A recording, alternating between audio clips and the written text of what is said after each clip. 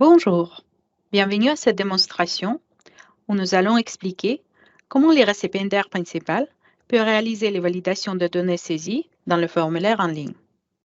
Veuillez noter que l'information présentée est visualisée seulement pour démonstration et ne représente pas les valeurs réelles de subvention. Je me suis connectée autant que le récipiendaire principal et j'ai déjà accédé à l'onglet Rapprochement des soldes. J'ai déjà complété tous les champs requis et j'aimerais contrôler qu'il n'y a pas des erreurs au message d'avertissement. Pour compléter cette étape, je clique sur le bouton Valider le formulaire.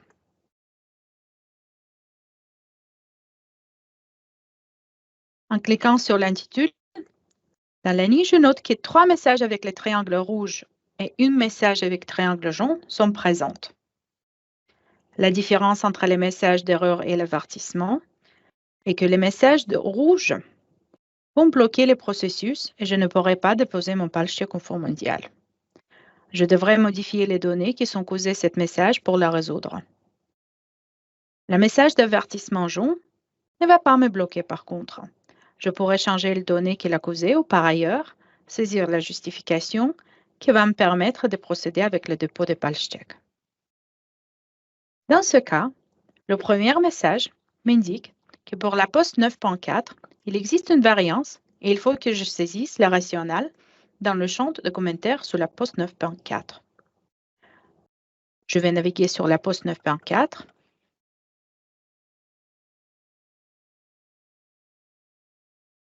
et saisir le commentaire.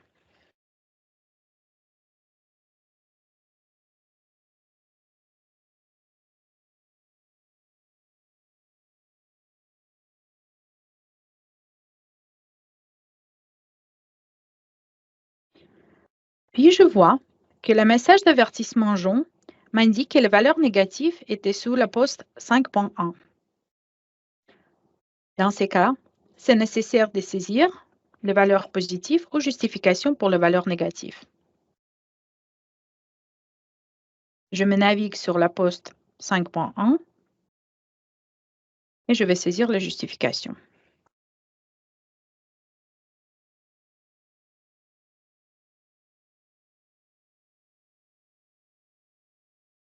Les deux messages d'erreur suivantes sont présents car je n'ai pas encore joint les documents obligatoires pour déposer le PAL-chèque, comme relevé bancaire au document équivalent, ainsi l'état de rapprochement bancaire.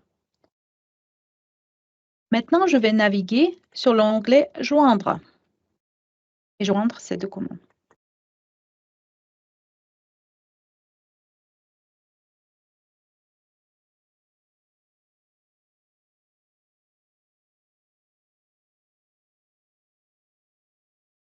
Je vais sélectionner la langue et le type de document.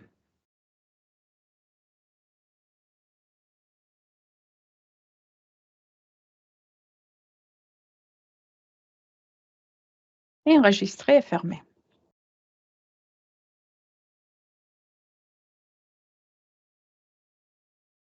Finalement, je vais revenir sur le formulaire en ligne et cliquer sur le bouton Valider le formulaire.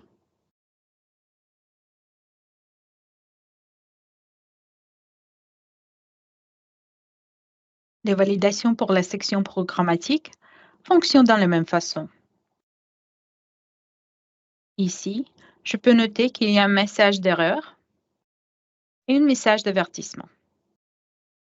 Le message d'erreur, il m'indique que le numérateur d'indicateur HTS5 ne doit pas être supérieur au numérateur d'indicateur TCS 1.1. Il faut que je modifie les données par conséquence. Pour résoudre le message d'erreur, je vais naviguer sur l'indicateur HTS5. Cliquez Fournir des résultats et modifier le numérateur qui ne dépasse pas le numérateur d'indicateur TCS 1.1.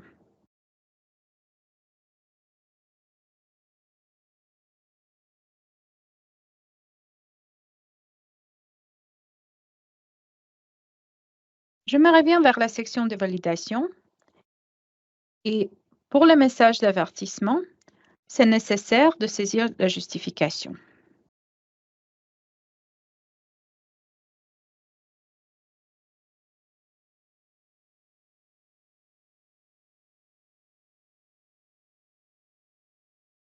Maintenant, je procède avec validation de formulaire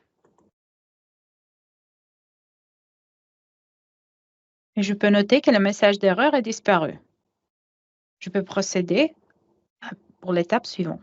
Je vais procéder avec validation des sections et onglet pour résoudre tous les messages restants pour déposer le pulse check au Fonds mondial. Nous allons expliquer cette étape dans la démonstration suivante. Je vous remercie de m'avoir suivi.